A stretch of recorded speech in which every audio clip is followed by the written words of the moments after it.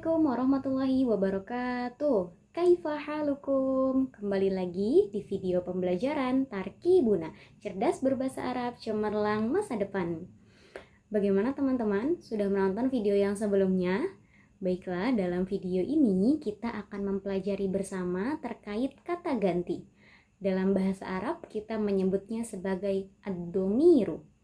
Pengertiannya ialah ad-domiru huwa ismun mabniyun yadullu ala mutakallimin au mukhatabin au ghaibin, yang artinya kata ganti merupakan isim mabni atau isim yang tetap yang menunjukkan kata ganti orang pertama, orang kedua, dan juga kata ganti orang ketiga. Jadi pada dasarnya ad-domir pengertiannya adalah kata ganti ya teman-teman. Nah, pada dasarnya domir ini terbagi menjadi dua macam. Yang pertama disebut sebagai domirun barisun, yang artinya ialah kata ganti yang tampak. Lalu yang kedua disebut sebagai domirun mustatirun, yang artinya kata ganti yang tersembunyi atau tidak tampak. Nah, dalam video ini kita hanya membahas khusus untuk domirun barizun saja ya teman-teman, atau kata ganti yang tampak. Nah, apa sajakah jenis dari domir baris? Baiklah, kita menuju ke jenisnya yang pertama, yaitu ad-domirul munfasilu. Ad-domirul munfasilu huwa ma yumkinun nutqu bihi wahdahu min ghairi an yattasila bi kalimatin ukhra. Yang artinya, domir munfasil merupakan kata ganti yang dapat dilafalkan secara sendiri tanpa tersambung dengan kata berikutnya. Munfasil di sini artinya ialah terpisah teman-teman. Jadi domir munfasil ini tidak tersambung dengan kata berikutnya atau katanya ini berpisah dengan kata berikutnya. Nah, jenis-jenis dari domir atau kata ganti tadi kan terbagi menjadi 3 ya teman-teman. Yang pertama yaitu kata ganti orang pertama atau dalam bahasa Arab kita sebut sebagai mutakalim. Kata ganti orang pertama ini ditujukan untuk menyebutkan diri sendiri, baik secara tunggal yaitu ana maupun secara jamak yaitu nahnu. Kemudian kata ganti orang kedua disebut sebagai mukhatab yang terdiri dari anta, antuma, antum, anti, antuma, dan antunna. Kemudian kata ganti orang ketiga atau ghaib terdiri dari huwa, huma, hum, hiya, huma, dan hunna. Nah, baiklah teman-teman, supaya teman-teman bisa lebih paham bagaimana penerapannya dalam kalimat, coba teman-teman simak slide berikut. Di sini terdapat beberapa contoh domir munfasil yang telah disambung dalam sebuah kalimat.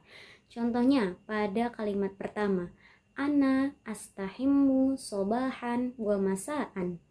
Domir munfasil di sini adalah kata ana yang artinya saya, yang menunjukkan kata ganti orang pertama. Kemudian contoh berikutnya, huwa yastarihu fi ghurfatin naumi.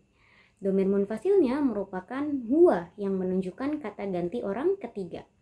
Lalu berikutnya, anti tusyahidina at-tilfaza. Domir munfasil di sini ialah kata anti yang menunjukkan kata ganti orang kedua. Nah, teman-teman, domir munfasil pada contoh-contoh kalimat di samping ini dihukumi rofa. Karena apa? Karena berkedudukan sebagai mubtada.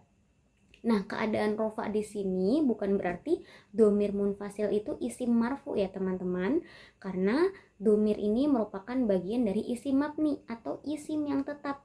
Isim yang dimana harokatnya tidak dapat berubah apapun kondisinya itu teman-teman. Jadi keadaannya ialah rofa atau fi mahalli rof'in. Paham ya teman-teman?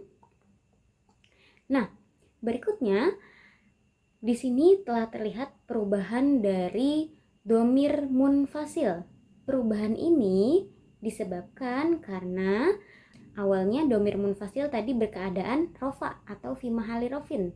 Kemudian ketika diubah ke keadaan yang lainnya atau keadaan nasob fi mahali nasbin, maka domir munfasilnya juga berubah. Contohnya ana menjadi iyaya, kemudian nahnu menjadi iyana, dan lain sebagainya yang dapat teman-teman lihat di slide berikut. Baiklah, supaya teman-teman lebih paham, kita letakkan ke dalam kalimat sederhana. Yang pertama, contohnya, zonnal abu naiman iyana. Kemudian, contoh kalimat yang kedua, tobakhot ummi iyaya. Kata iyaya dan iyana merupakan dhamir munfasil dalam keadaan nasab atau fi mahali nasbin. Mengapa? Karena kedudukan dhamir munfasil di sini ialah sebagai maf'ulun bih atau objek.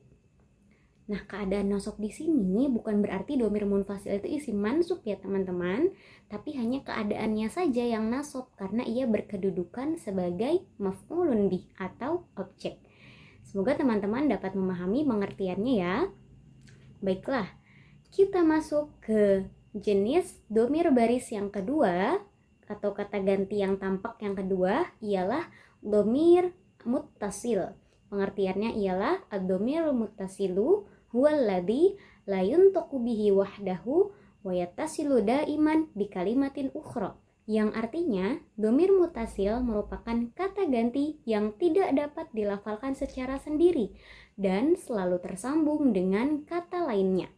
Muttasil artinya adalah tersambung.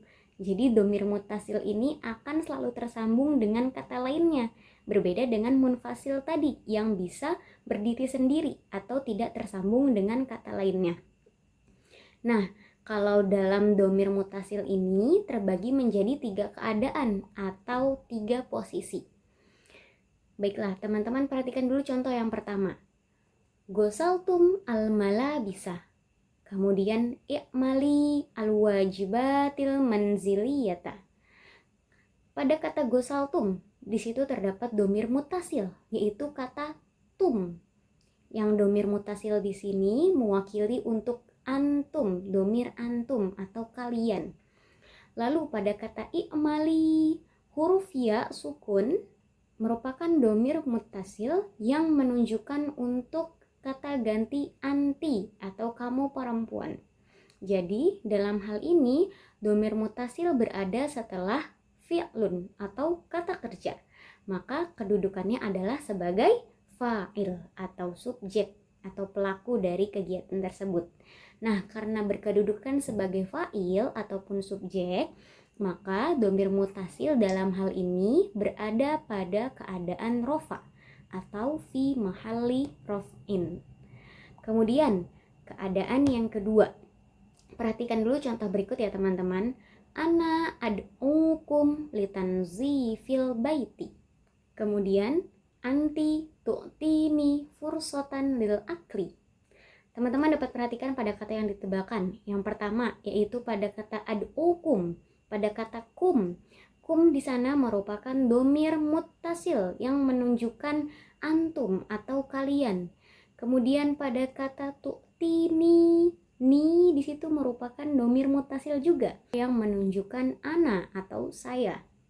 Nah, dhamir muttasil dalam hal ini merupakan isim mabni atau kata tetap yang berada dalam keadaan nasab teman-teman atau fi mahali nasbin.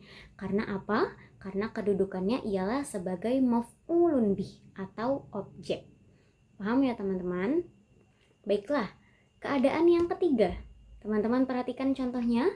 Haqibatuha jadidatun. Kemudian ana asta'iru al-qalama minka.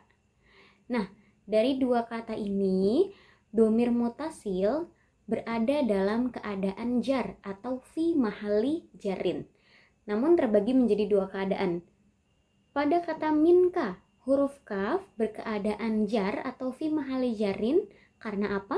Karena datang setelah huruf jar, yaitu huruf jarnya adalah min, sehingga dhamir muttasil atau huruf kaf di situ berkeadaan jar. Lalu keadaan yang kedua, pada kata haqibatuha, huruf h di situ berkeadaan jar atau fi mahali jarin karena kedudukannya ialah sebagai mudhof ilaih yang datang setelah kata haqibatu, menjadi penjelas dari kata haqibatu. Paham ya teman-teman sampai sini? Baiklah, jika ada yang belum paham, teman-teman bisa bertanya ataupun berdiskusi dengan teman lainnya. Dan juga teman-teman bisa menulis pertanyaan di kolom komentar, yang mana kolom komentar tersebut bisa jadi wadah kita untuk diskusi bersama. Ditunggu pertanyaannya dari teman-teman. Baiklah, cukup sekian video kali ini. Kurang dan lebihnya mohon maaf. Wassalamualaikum warahmatullahi wabarakatuh.